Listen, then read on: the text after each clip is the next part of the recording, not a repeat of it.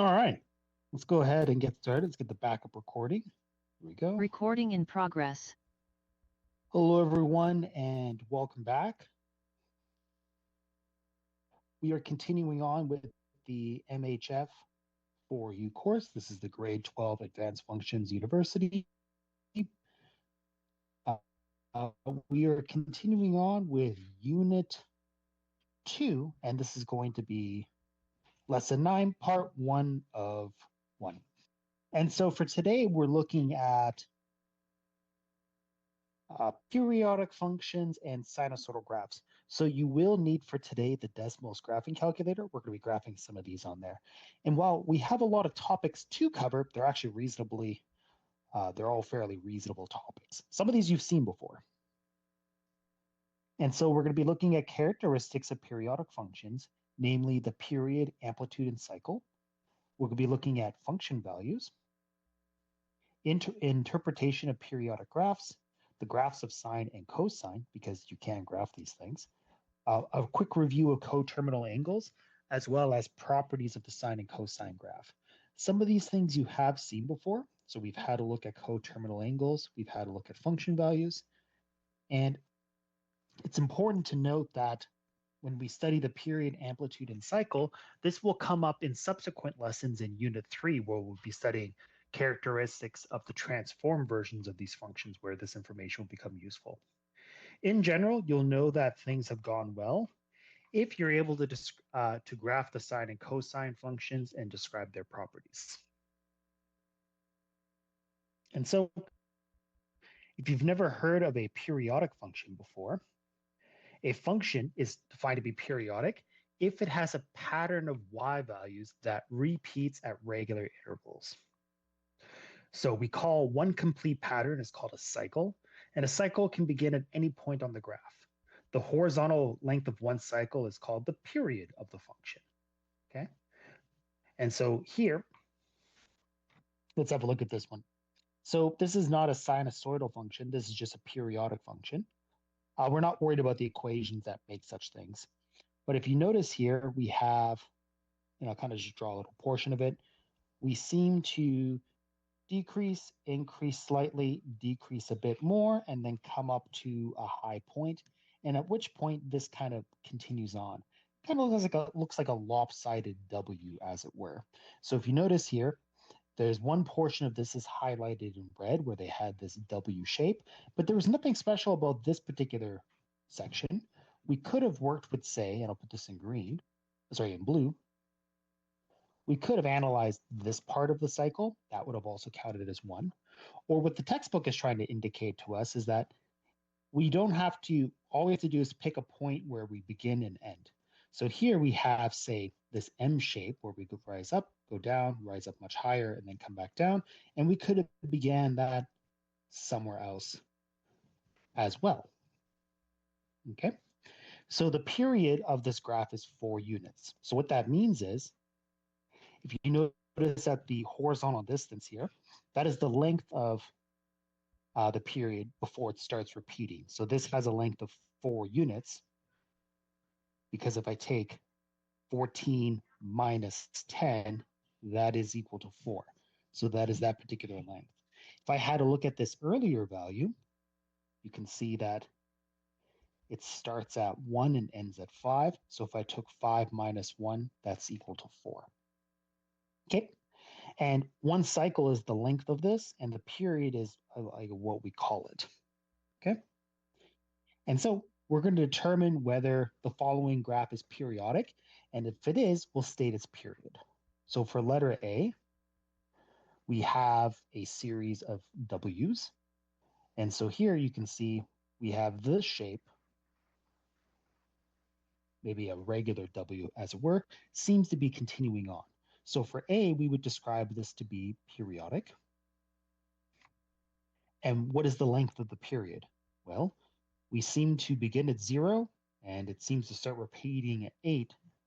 So the period would be equal to 8 minus 0, which is 8. But there was nothing special about me picking that particular starting point. I could have picked, let's work in green, this as a starting point. This is an end point. So say I could have had this shape. in which case you would notice that the period in this case would be 12 minus 4, which is still 8. Okay. Letter B, we have a jagged line just going up over time. So it looks like we go down 1 unit, then up 2 units, down 1 unit, up 2 units, down 1 unit, up 2 units. And this appears to be increasing at a regular rate, but it's not periodic because the y values are not repeating. So we will claim that this is not periodic. And the reason why it's not periodic is because we do not have repeating y values. Okay. At this point, you might want to pause the video and have a look at C, D, E, and F, see if those are periodic or not, and determine their period. Okay, let's continue on. So for C, this one has a bit more curvature to it. So we start, like I like to, for these things, I like to begin by looking either like the max or the min points because those are easier to track. So we start at a max, we come down sharply with a little bump, down further, upwards, and this pattern appears to repeat. So here we will claim that this is periodic. And so the period, here I intentionally chose a more difficult one to start with just for purposes of practice. And so the period would be what? Well, we end at 2 and we begin at -1. So this will be 2 minus -1. So the length of this is going to be 3 units. Okay. What about D? Do you have anything to the left of the x-axis, sorry, the y-axis? So meaning we start at x equals 0 and we kind of continue onwards. So we have kind of a sharp increase, shallow increase, and then a steady decrease over time. And then that shape happens to repeat. And so we would claim that this is periodic. In the length of this period, so let's say have a look at this one. Its period would be equal to 7 minus 0, which is 7. If you wanted to, you could analyze the two max points, in which case the period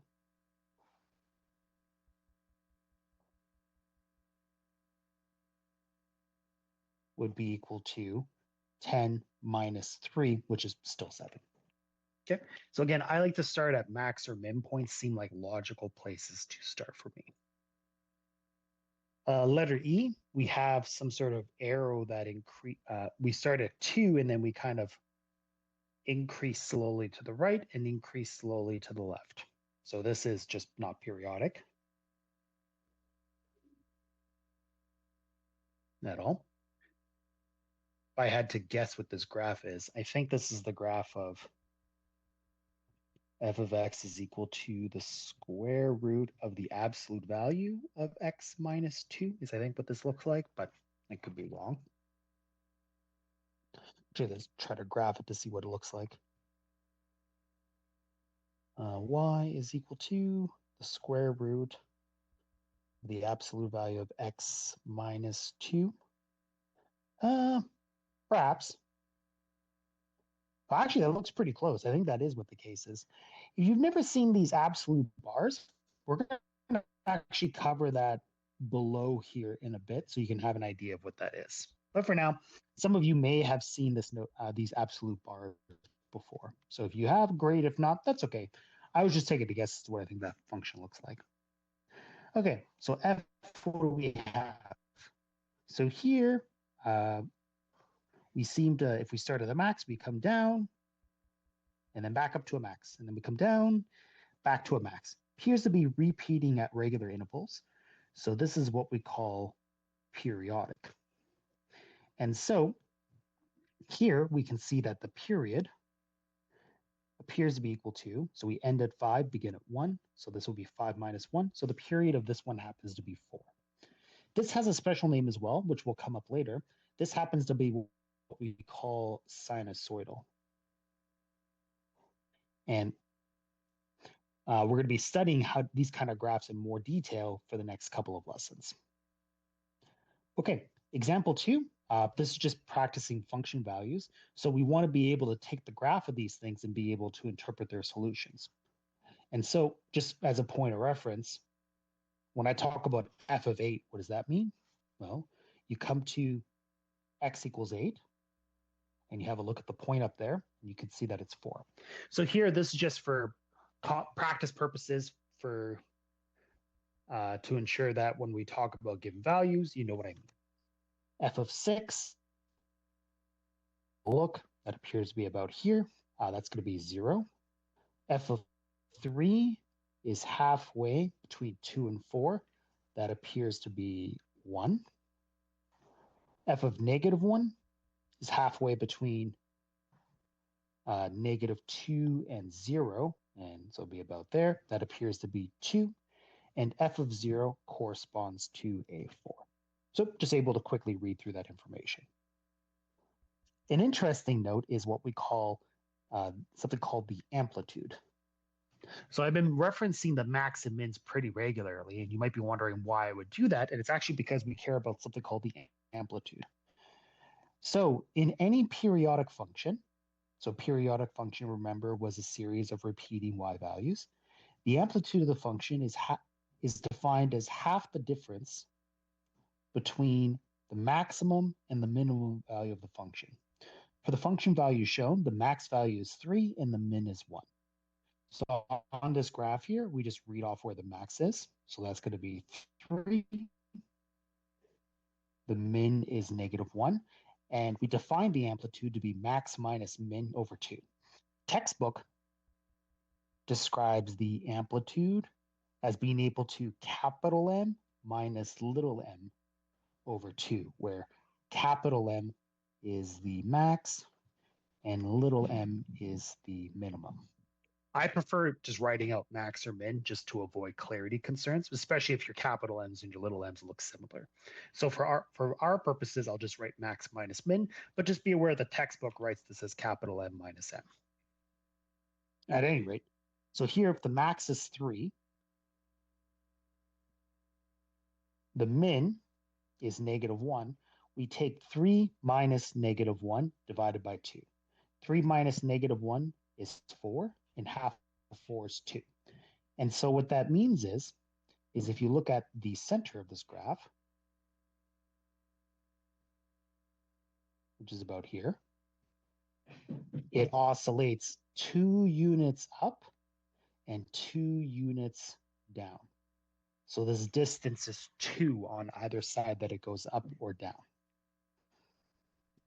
Okay. And so I have some of the same graphs from earlier, and we're just going to determine the amplitude of all these. So all of these are periodic functions. So if you want to, just to verify, if you want to have a look at these, some of these are kind of strange looking, but these are all periodic functions, no problem with that. And the formula for these is defined to be the amplitude is equal to the max minus the min divided by 2. So let's have a look at A.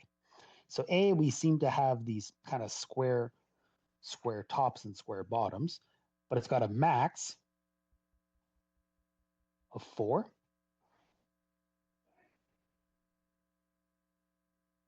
And it has a min of negative 2. And so if the amplitude is equal to the max minus min divided by 2, that'll be equal to 4 minus sine no matter what. And in fact, I'll put this in a different color. And then negative 2 divided by 2.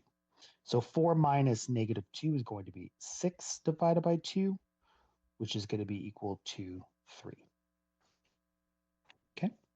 Letter B, we have a look. We've got a max of 4, a min at negative 2. It's exactly the same question as before, just different scale. So our amplitude is equal to the max minus the min divided by 2. So that's going to be 4 minus negative 2 divided by 2, which is 6 over 2, which is 3. You can also type this in on the calculator if you so choose. So you could write this as 4 minus negative 2 over 2, and it shows your solution is 3. Okay, let's have a look at letter C. We have here a max of 3. We've got a min of negative 6. So the amplitude is equal to the max minus the min divided by 2. So that's going to be equal to 3 minus sine no matter what, negative 6 divided by 2. 3 minus negative 6 is 9 over 2. And half of 9 is going to be 4.5. If you want, you can leave it as 9 over 2, but it is customary for the amplitude just turn to 4.5. But I would not mark you wrong for leaving it as 9 over 2. Letter D here, what do we have? We appear to have a max of 3 and a min of negative 3. So the amplitude is still equal to max minus the min divided by 2. So that's going to be 3 minus sine no matter what, negative 3 divided by 2.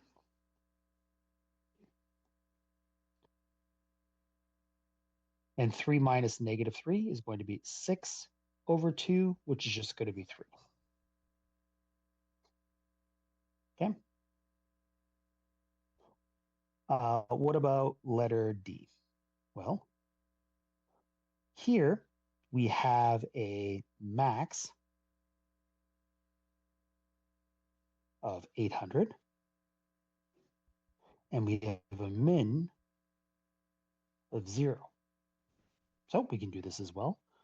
So the amplitude will be equal to 800 minus 400 divided by 2, which will be 400 divided by 2, which is going to be, oh, not 400, 0, my mistake. 800 minus 0, so that's going to be equal 800 over 2, which will be equal to 400. Lastly, but not leastly, here this appears to be a max of 1 and a min of negative 2. And so here the amplitude is going to be 1 minus negative 2 divided by 2. So this is going to be 3 over 2, which is 1.5. Okay.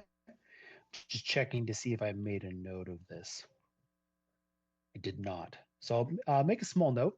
If you notice for all of these, our amplitude is never negative. Okay. So typically it's usually quite difficult to have a negative amplitude, and we'll see a minor circumstance later where we kind of end up with that, but it's not really the case. Okay.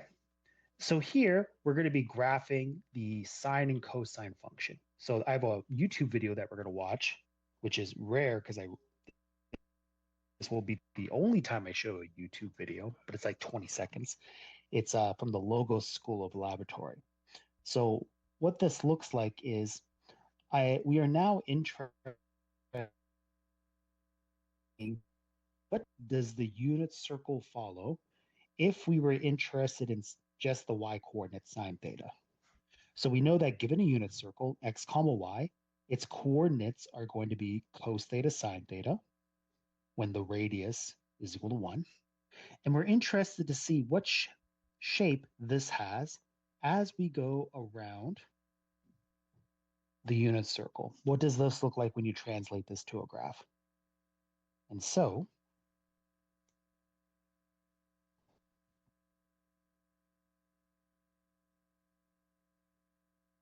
oh, my link's not working. That's okay. And so we wanted to see what it looks like. And so all this video happens to show you. So if you were to click on this on the PDF, this will take you to a short 20-second video where it kind of outlines what it looks like.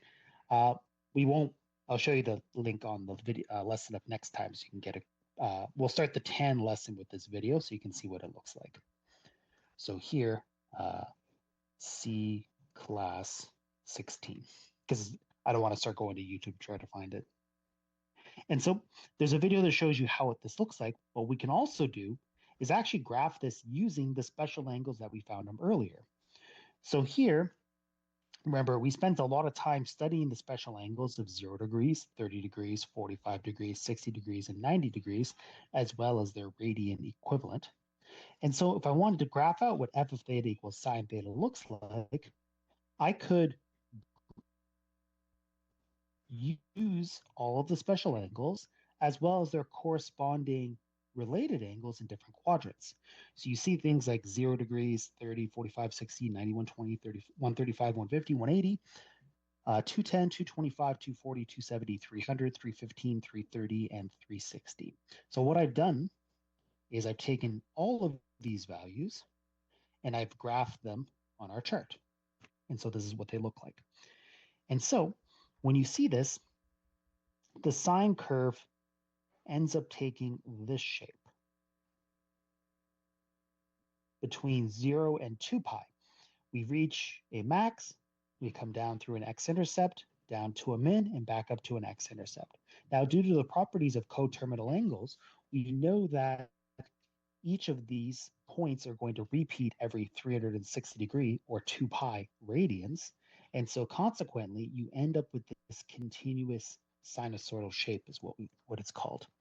You can also graph this on Desmos.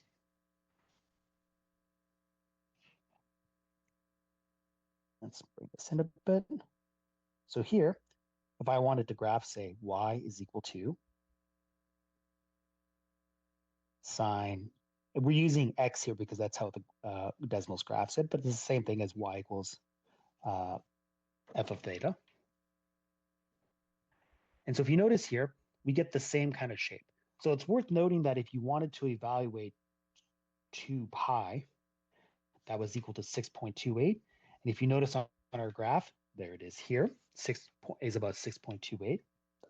But if you want to see what this looked like with pi's on them, you can open up the little wrench here, go to the step for the x-axis, and you can choose to go up by a given amount. Say, for example, I wish to go up by pi over 6. And so what that ends up doing is that we end up redoing the graph, and it'll type out what this looks like instead. And so it'll list the pi values for you as you go along. Now, I'm slightly limited just because of the graph itself, because I don't have a ton of space for it. But you can see you can graph this out using radians. If you wanted to, you could do the same thing for degrees. Just make sure to switch over to degrees here. And you'll have to modify what your x-axis looks like.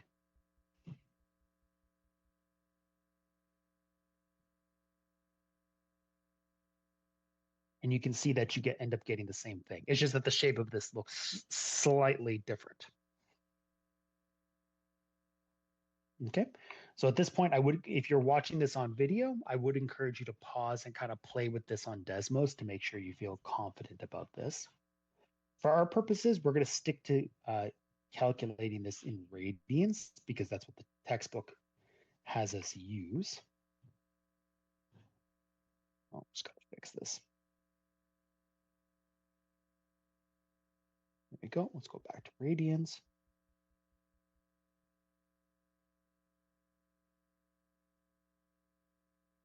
And we'll make the step, say, pi over 4.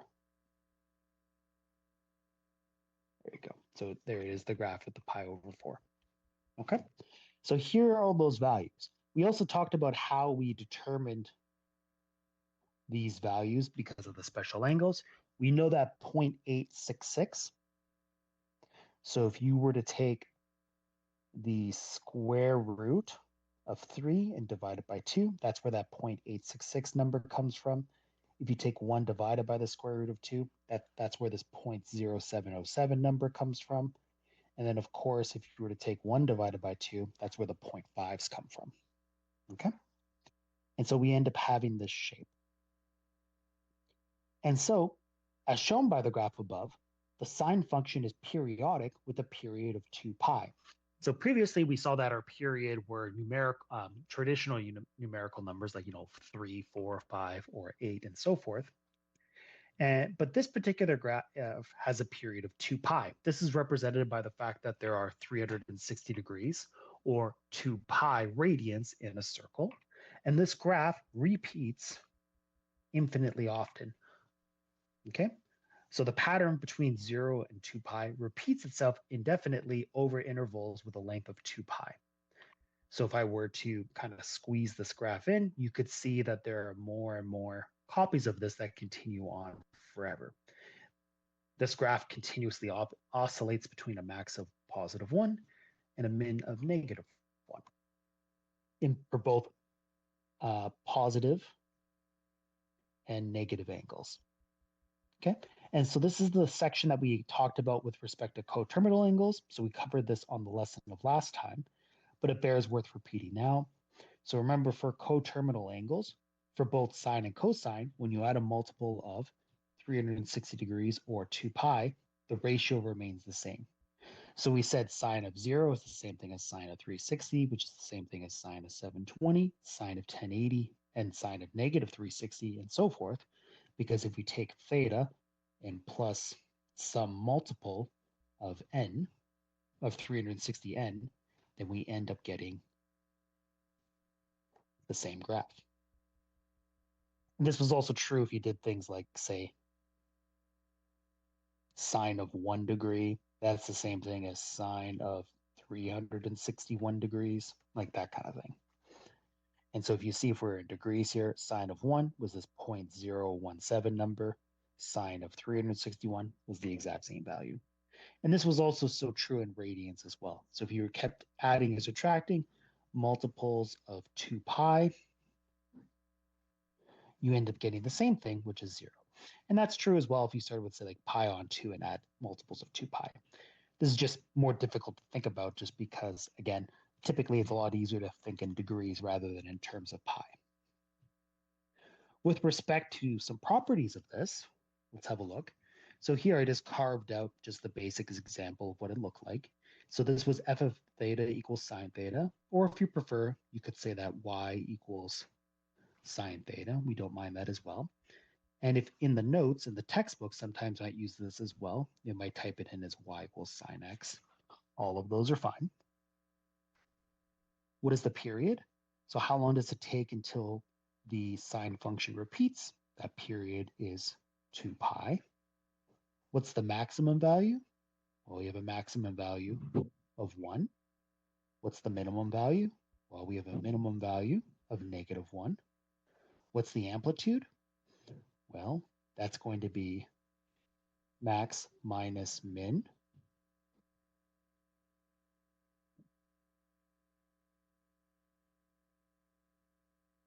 Divided by 2. So that's going to be 1 minus sine no matter what, -1 divided by 2, which is going to be equal to 2 over 2, which is equal to 1. So it has an amplitude of 1 unit. So meaning if you were to sketch out the middle of this function, this is the middle. When I say middle of this function, we call this the equation of the axis. So the equation of the axis is the quote, and I put this in brackets because we say middle of the function is not well defined. Later, we'll call it the vertical displacement, but for now, that's just the equation of the axis, which is going to be y equals 0. And if you notice here, we go up 1 unit and we go down 1 unit. You can also think about this as a 1 unit downwards as well. What's the domain of this? So if I'm on my calculator, I can type in sine of anything, and I just get a number between between -1 and 1. So the domain will be, and I'm going to zoom in for this one. Theta is an element of all real numbers. It's just that theta has to be between, the domain. Theta could be anything. I was thinking of the range has between 1 and -1 because the answer to the solutions being, but I can type anything in there. The range are what y values I can get out of this. And if you notice, the largest y value I can get is 1. The smallest y value I can get is -1. So for the range of this thing, it'll be y is an element of all real numbers, but it must be between -1 and 1. Okay? The theta intercept, where does this occur? Well, this occurs at pi on 2 and 3 pi on 2. So this would be pi on 2 and 3 pi on 2. Well, as well as 0. So we can just circle them here for us. Here are the 3 theta intercepts. So they occur at 0, pi, 2 pi. And again, we could continue onwards forever. And we could even say things like -pi, -2 pi, and so forth. But for our purposes, that's enough. What about the y-intercept? Well, there's an theta intercept at 0, so there's going to be a y-intercept at 0 as well. If you wanted to describe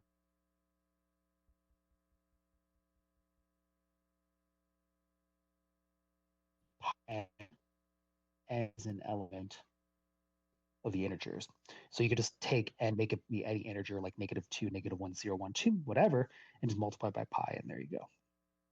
Okay, so those are the basic properties of what the sine function looks like. We can do the exact same technique, identical techniques, in order to graph the cosine function. And when you graph the cosine function, it looks like this. You begin at 1, which makes sense because remember, cos of 0 was 1. We dip down to a minimum at x equals at theta equals pi, which is going to be -1. And then we go back up to +1 at 2 pi, and then it repeats there. So if I were to sketch what this looks like on our graph, y is equal to cosine of x.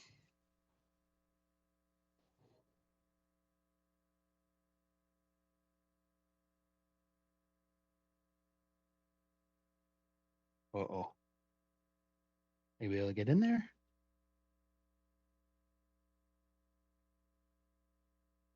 Yeah.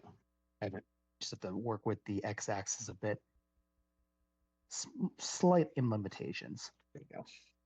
Actually, that looks pretty good. So here is what the cosine function looks like. And so you can see it extends forever to the left and right, and it actually looks quite similar to the sine function.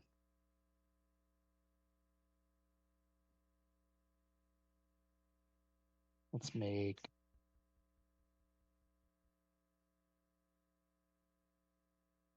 nope, no color change. I guess it's going to be black. So you can see that these are actually quite similar to each other if I were to have a look at sine x and cos x. There is a question in the textbook that kind of describes that, but again, just graph both of these on Desmos and just list off the similarities and characteristics.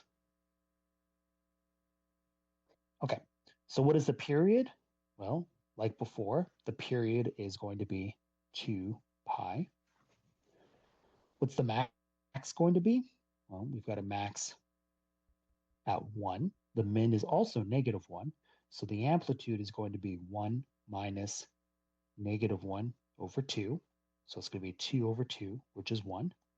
The domain, like sine, is going to be anything you want. So theta is an element of all real numbers. The range will be similar as well. Y is an element of all real numbers, but it has to be between -1 and 1. The theta intercept, we could see we start at pi over 2, and then we move to 3 pi over 2. So if we were to list off the two theta intercepts between 0 and 2 pi, we would just say pi over 2, comma, 3 pi over 2. But in general, we would say that it's pi over 2 plus sine pi n, where n is an element of the integers. Okay, and because that's, again, you start at pi over 2 and you can go any multiple of pi in either direction and end up with another x-intercept or a theta-intercept. The y-intercept is going to be 1. So similar properties as well. And so the last kind of question the textbook asks you to graph are to graph the indicated information using some specific scale. So here, what I have done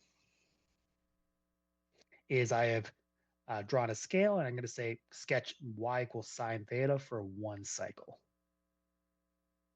And I'm just going to close out the graph. We will not need this anymore. And so here we started with pi over 4, and then we need to get 1 cycle of this. So if you have trouble remembering, pi over 4 is 45 degrees. And so this wants us to go up where every 2 boxes, I suppose, is going to be 45 degrees. So we have 40, say then 90 degrees, 135, 180, 225, 270, 315, 360 degrees. So those are the degree equivalent. Then what you can do is write the radian equivalent above. So you don't need to write what I had in gold here. This is just in case you have difficulty writing the equivalents for these. So we start with pi on 4. When we add another pi on 4, we end up with pi over 2. When we add another pi on 4, we end up with 3 pi over 4. The next one is going to be pi. And if you add another pi on 4, you end up with 5 pi over 4. After that, you'll have 3 pi over 2. If you add another pi on 4, you end up with 7 pi over 4. And if you add another pi on 4, you end up with 2 pi. This information can also be gathered from this chart up here, where in this case, I'm just using every 45 degrees to go ahead and help me sketch that graph. And now we have to sketch this in. So next thing I want to do, notice the y-axis. We go up by 0.5, so I'm going to include negative 0.5 as well as negative 1 below. So my recommendation for sketching any kind of sine graphs or cosine graphs, and also I'll make a note. So for sketching sine theta and cosine theta, sketch the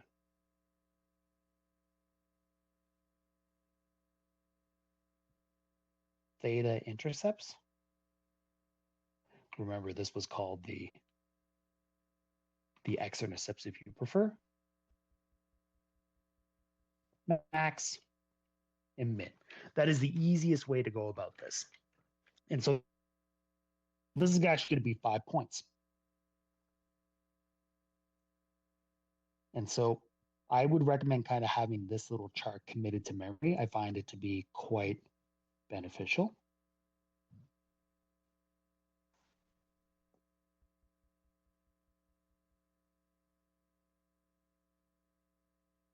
Okay, so I make a little chart off to the side. I say this is my my theta value.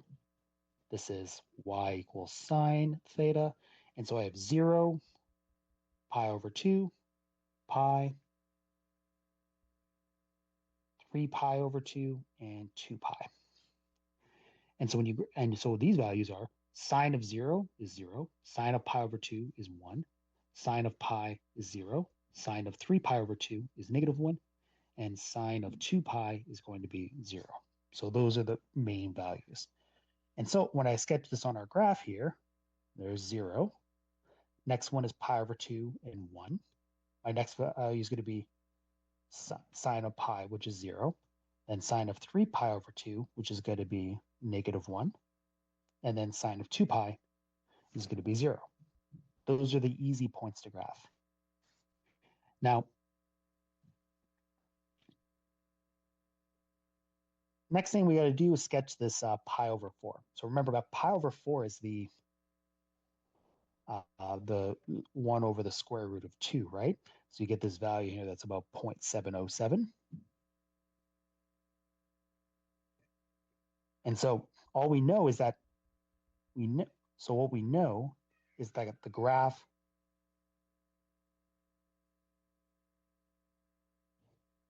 is supposed to have this general shape, right?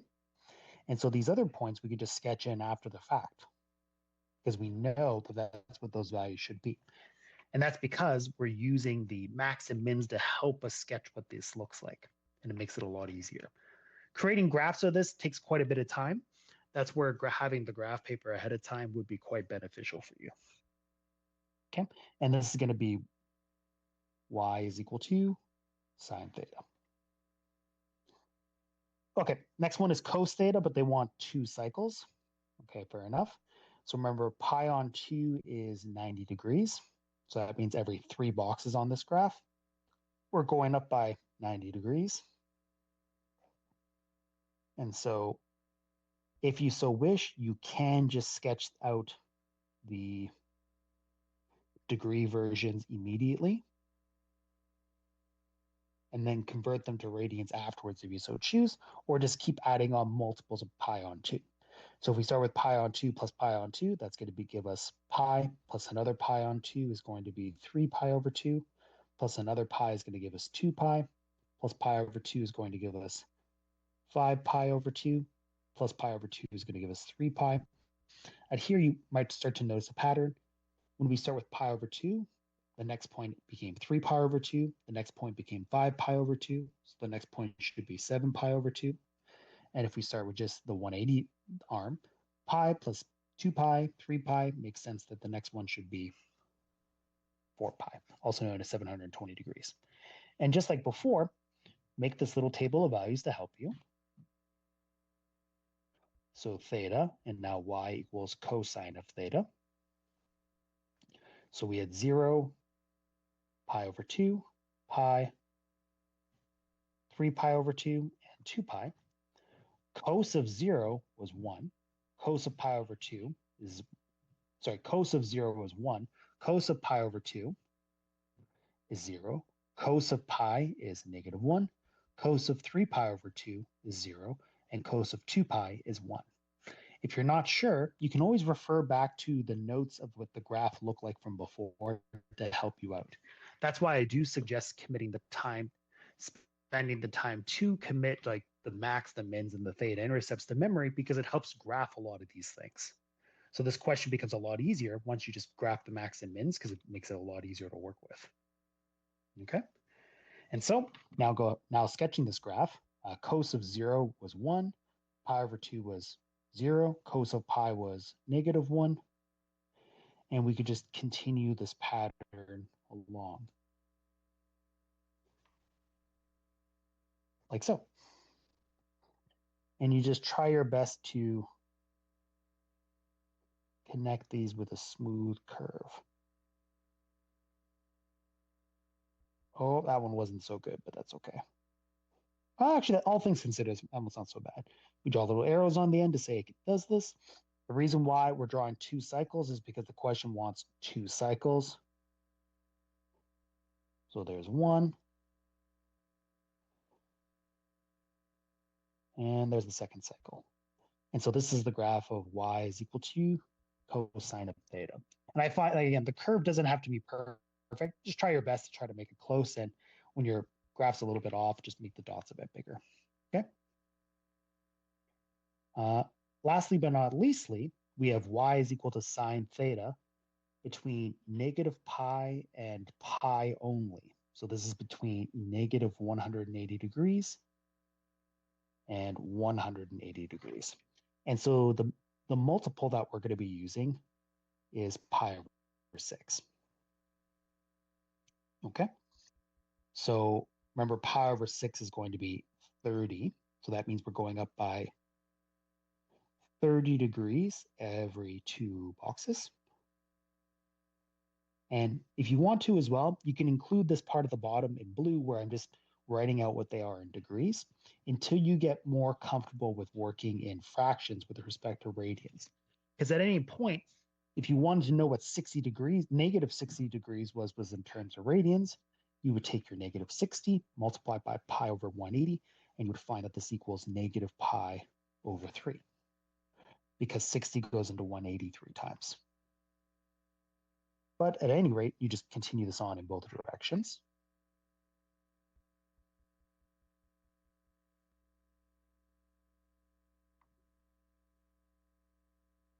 Like so.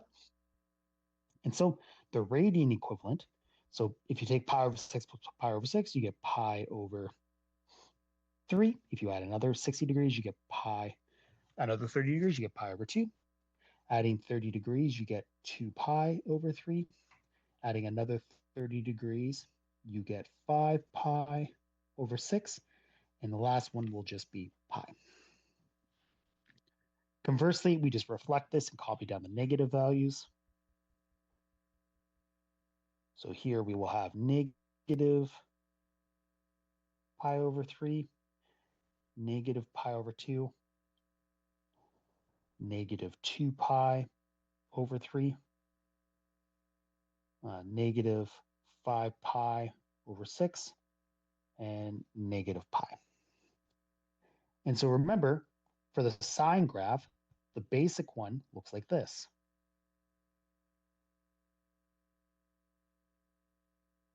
I'll label these in blue. So sometimes I like to draw like a little graph of what this looks like to help me remember what this should be. However, just noting this time that we're only going from negative pi to pi. So we know that sine of 0 is 0, sine of pi over 2 is 1, and sine of pi is going to be 0. But then if we were to go backwards, sine of negative pi over 2 would become negative 1. Sine of negative pi would be 0. And that's what this graph should look like. And so we can connect this with a smooth curve. And again, just try your best to line up the points as best you can.